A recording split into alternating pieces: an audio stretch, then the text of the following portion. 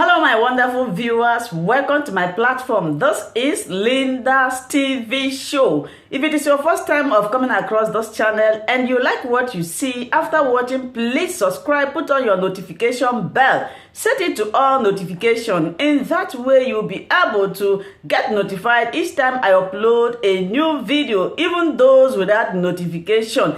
Here we react to all forms of videos, international and local. Every Saturday by 2 p.m. we have our interaction section. You are free to call in to air your opinion about the happenings in our society. Invite your friends, share my videos with your families and colleagues. Do not keep this information to yourself. Myself, I will be sitting down here to watch this video together with you from the beginning to the end. Then we'll go to the comment section and leave our comment, our opinion about the video we watch constructively as we watch this video, my people. Speech.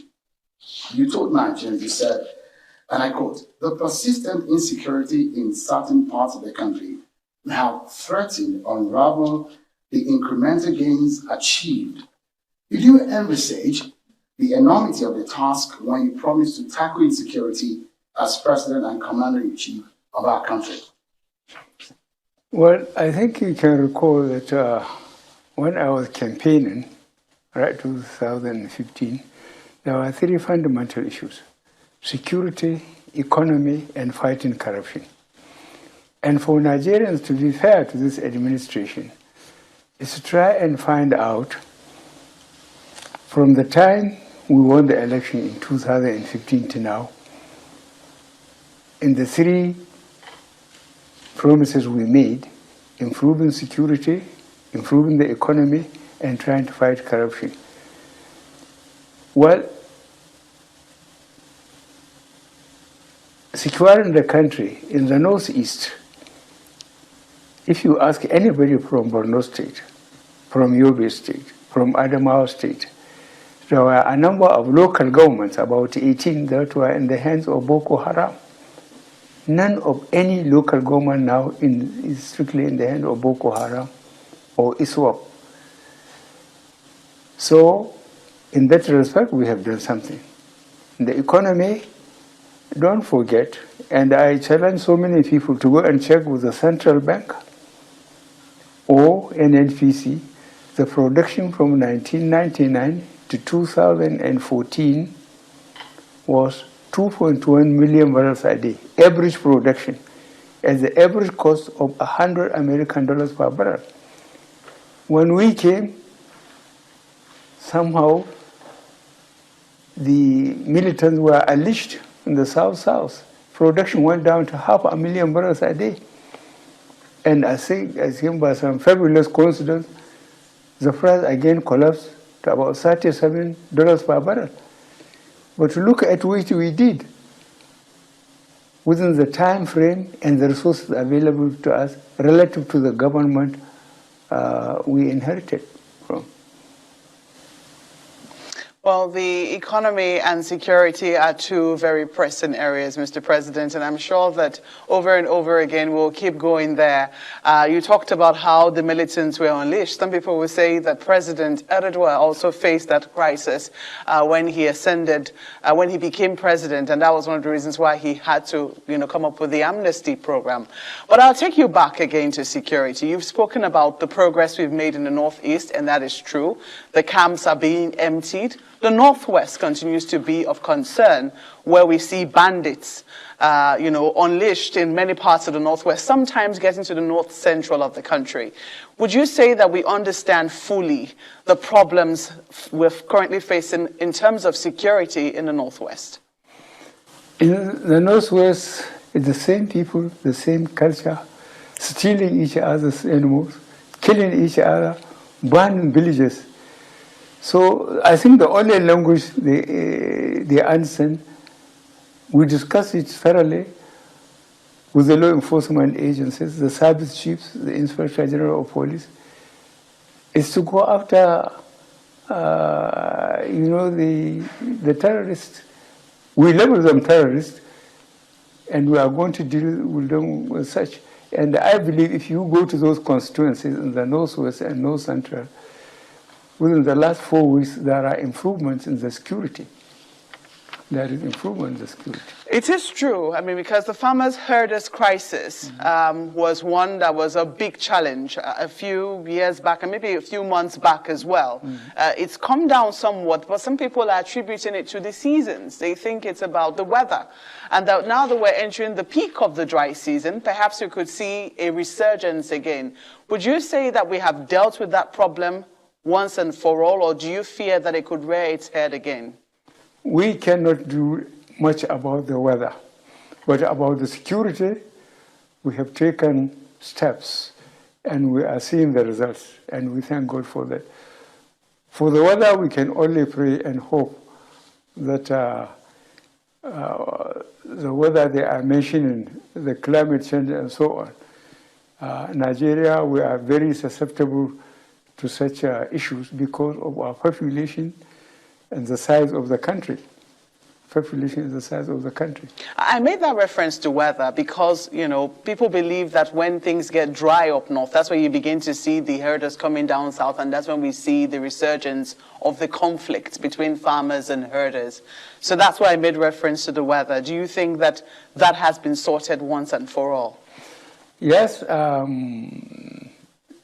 ministers of agriculture from Audu Obe to Mahmoud now, one of the issues I discussed with them personally is to go and get the gazettes of First Republic, especially from the northern states.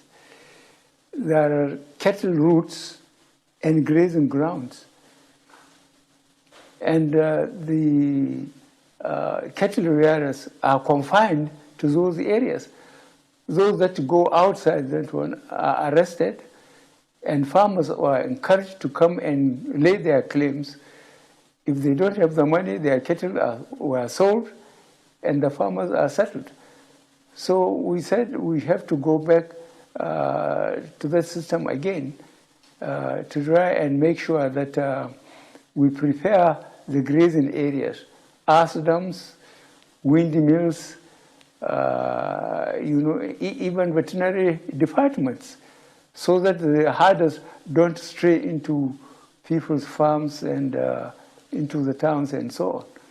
So really, we are working on that. The back and forth on issues of security continued. The focus for us was to highlight the solutions on how to bring an end to the killings.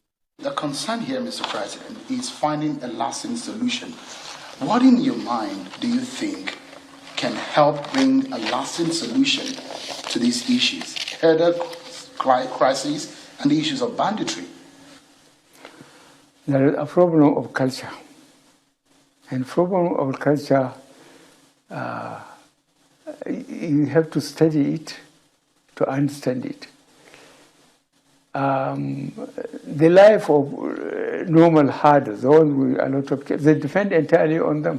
They sell the milk, they sell the animals to pay tax and so on, and buy, say, sugar or salt or something. Is their entire way of life. So if those cattle were taken away from them, they normally become very wild, because that's the only thing they know. It's a cultural problem. And the way we do it starts from bottom upwards. The leadership to make sure that the grazing areas and the water points are secure to them.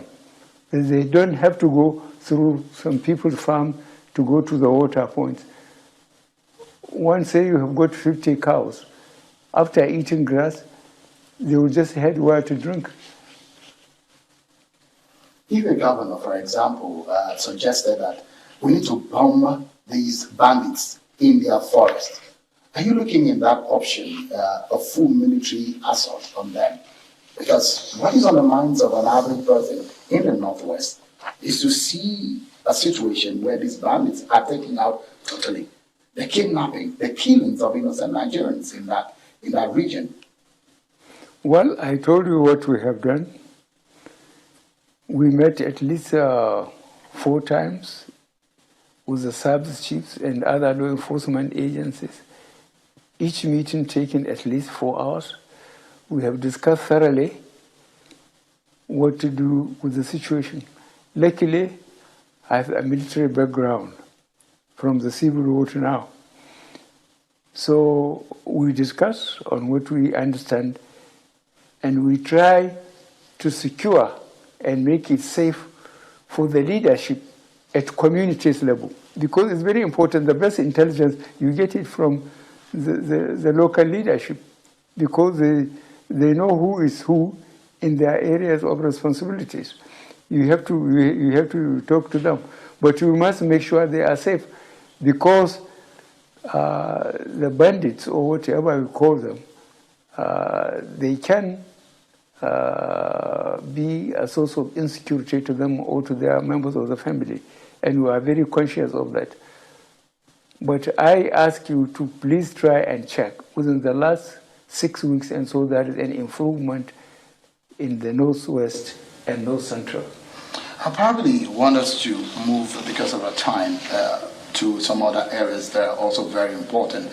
But, Mr. President, I'd like you to please answer to the concerns of those who have the belief that policing or security issues are majorly local. And we've seen state governments and regional governments also thinking in that direction. In the Southwest, they're talking about Motekun. In the Southeast, they're talking about Ebubeago. And a lot of people are thinking about reformation of the police system, state policing. Do you think this is a possible solution to the insecurity in Nigeria? Well, you see, the role of traditional rulers must not be undermined, because in their areas, as I said, they know who is who, even by families, not even talk of individuals. So we have to revert to that system for us to have an effective security in the localities. For example, there were 2 governors that came to see me about problem, and I don't mind saying that the governors of Oyo State and the governor of this other state in Ondo, not Ondo, Oyo State and one other state. I said, because the herders were in their forests, but the animals were going into the neighboring farms and eating the crop. I said, as far as I know, the farmers and the herders have been coexisting in Nigeria. Let them go and ask the local leadership what has gone wrong, why the break in communication between the local leadership and the herders that come on seasonal basis, the route they follow, the forest they confine themselves to. Why are they now extending into the farms of people? I just sent them back, because these things haven't been happening this year or last year or 10 years ago. For generations, people have been living like that. So the state policing is not an option? No, state police is not an option. Now, find out now the relationship between local government and the governors. Are they getting, at the third tier of government, are they getting what they are supposed to get constitutionally? Are they getting it? Try and see those people from local government that have confidence in you to tell you the truth, the fighting between local government and the governors. I think it's fair for us to go into the economy. It is indeed, Seun. Let's, Mr. President, you know, you performed a few activities. Well, a lot of people thought you're going to be winding down for the holidays. And we're thinking that perhaps the budget might not be signed again. Maybe we'll have to wait till January, especially because of the implementation of the the signing of the Electoral Act, which was sent back to the National Assembly, non-assented to. We thought that that was not going to happen, but there was a surprise package. You signed the 2022 budget into law, but you had very strong reservations about it. And you did not mince words in saying how you felt about that. I mean, provisions for as many as 10,733 projects were reduced, while 6,576 new projects were introduced into the budget by the National Assembly. Those are some of the things that some of the objections which you raised. Do you fear that the budget might not be able to achieve its purpose? No, not at all. My confidence that we can successfully implement the budget was because in both houses, our party is leading. It's APC party. And the leadership, look at the Senate President. He was in the House of Representatives, I think, 2 times or 3 times. Before he went to the Senate, he read for PhD. Look at Femi Fajamila. I was watching on the television when he was an ordinary member. He was always on his feet, fighting for the party and the system we believed in. So really, I consider myself lucky. My party, under competent leadership, are both leading in the Senate and the House of Representatives. That's why you don't hear much about me. I allow them to do all the things because I can't go against my party. And I can't go against people I have absolute confidence in. I know they are doing their best. So you do not think that the objections which you have raised is going to raise any friction between the executive arm and the legislature? No, it wouldn't. The legislature is amazing me. If you could recall, about 60% of them didn't come back. Can't they think of what is happening in their constituencies? We have so much support in their constituencies. Their predecessors made the mistake and they haven't come back. They have lost their jobs. And maybe they have lost their names. So they have to be very careful. Indeed. Maybe that's why they're asking for direct primaries, which you have told them roundly you're not going to support. No, I'm not going to support. Personally, I don't support direct primaries because I want people to be given a choice. You can't give them one option and you think that you are being democratic. Let them have the 3 options. The 3 options? I thought there were only 2, direct and indirect. No, there is a... Consensus? Consensus. There are 3 options. Which is your favorite? Because you, as president, when you were coming at the very first time as the presidential candidate of the APC, direct primaries was what your party went with. Why are you now saying that, there has to be 3 options when you know that that's perhaps the one that would have favored you the most at the time when you were coming in? The fairest option, so to speak. I would expect you to have asked me, how did we overthrow the PDP? And that explanation would have come with your answer. You remember, if you recall, ACN, ABGA, ANPP, CPC, and another party, we came together.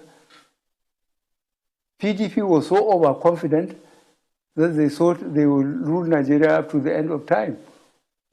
But the opposition, we came together, we overthrew them. They overthrew them because you were able to emerge as the presidential candidate of your party. And that was because of direct primaries. No, not as a result of direct. It's as a result of the opposition coming together and fighting the sitting party, the PDP. It's because we agreed to come together. As I told you, 4 or 5 parties. Mr. President, do you think that you would have had a fighting chance if your party at that time had adopted indirect primaries? Whichever we look at it, the fact that we came together is what gave us the success we had. If we didn't come together, the 4 or 5 parties wouldn't have defeated the PDP. And they thought we would never, as opposition, get together. And that was the mistake they made. That's why they lost. I was going to say, Mr. President, should the National Assembly come back with the bill and they edit out what you don't like, will you still sign it? I don't think I told them what I don't like. All I said, there should be options. We must not insist that it has to be direct. It should be consensus and indirect. So if they do that, would you sign it? Yes, I will. I will sign. All I would like is that there should be options. You can't dictate to people, and you said you are doing democracy. Allow them, other options, so that they can make a choice. A constituency can come together and they say, okay, we pick Mr. A. Let me take you back to the issue of the economy. And I would like to know, Your Excellency, what kind of economy do you think you want to bequeath to Nigerians? Well, the economy is free economy. And what is free economy? You allow people, to make sure that their industries are patronized. You have to stop smuggling. You have to stop developed countries dumping goods on your country. Because of technology, they can produce faster, they can produce more with less resources. So you have to protect your economy.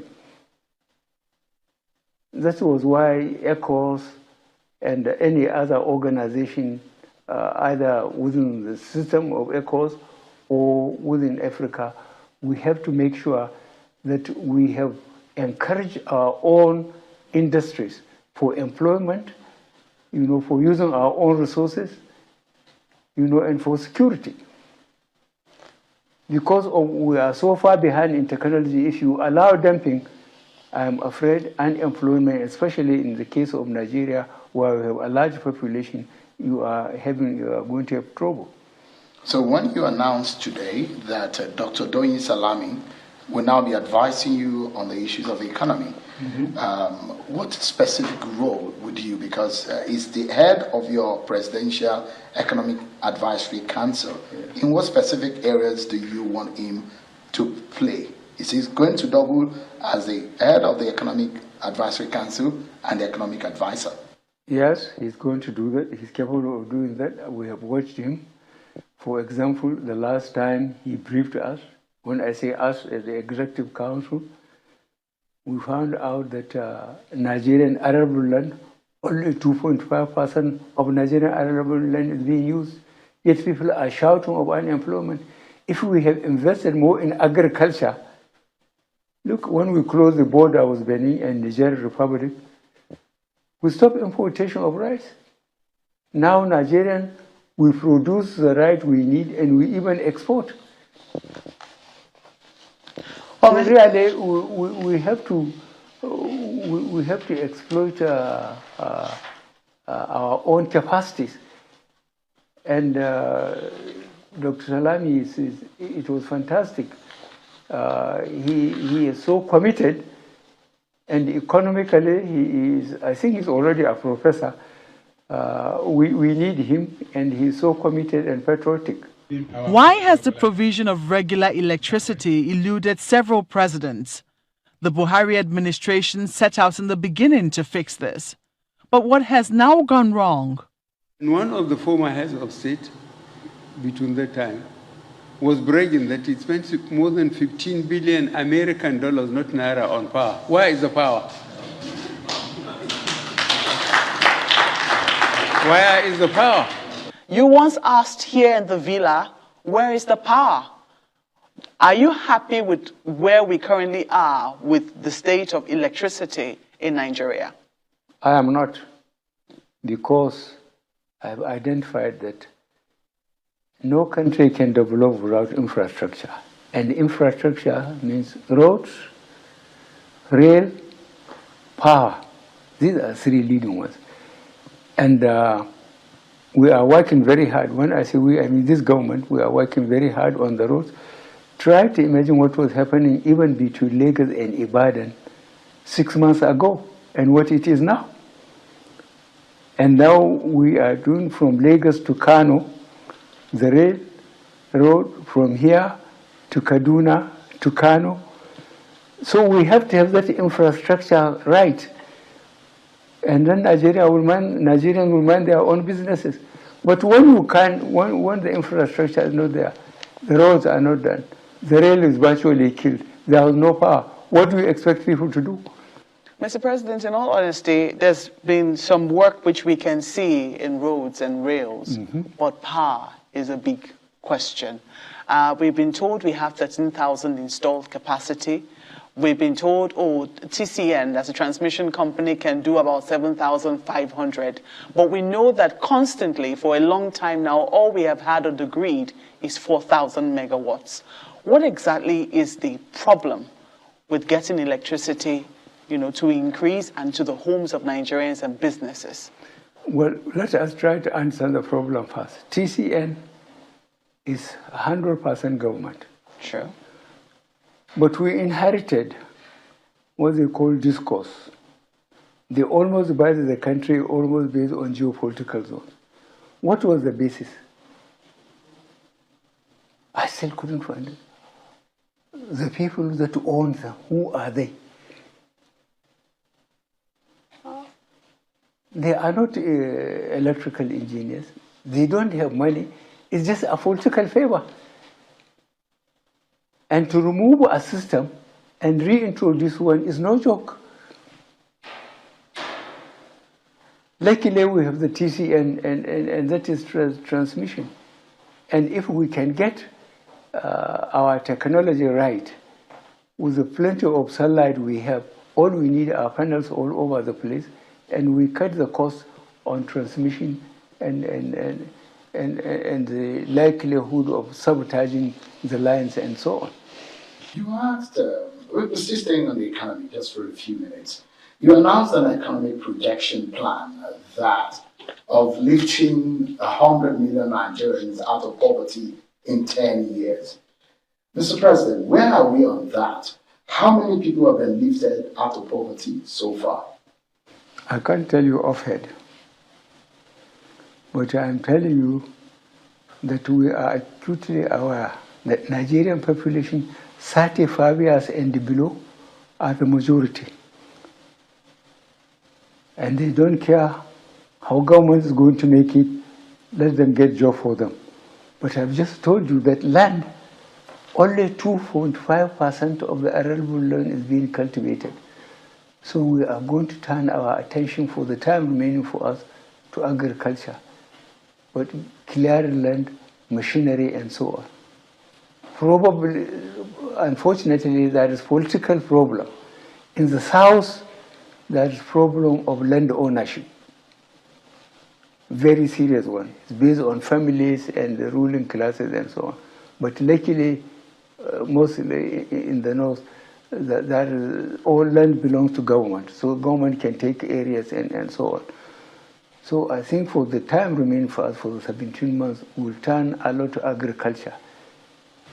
But how are you doing on that plan of lifting millions of Nigerians? Because there is a target of just how many people you should be lifting every year. Are you on track, or there is a setback? We have a setback, and it's resource shortage, because we need to buy machinery, tractors, clearing the land, dividing it, and encouraging people, giving them seeds.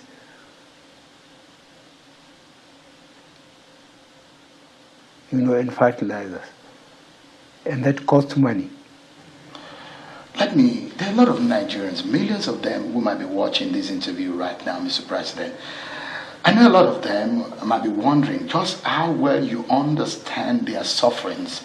The number of people who cannot put food on their tables, who are not even sure where the next meal will be coming from.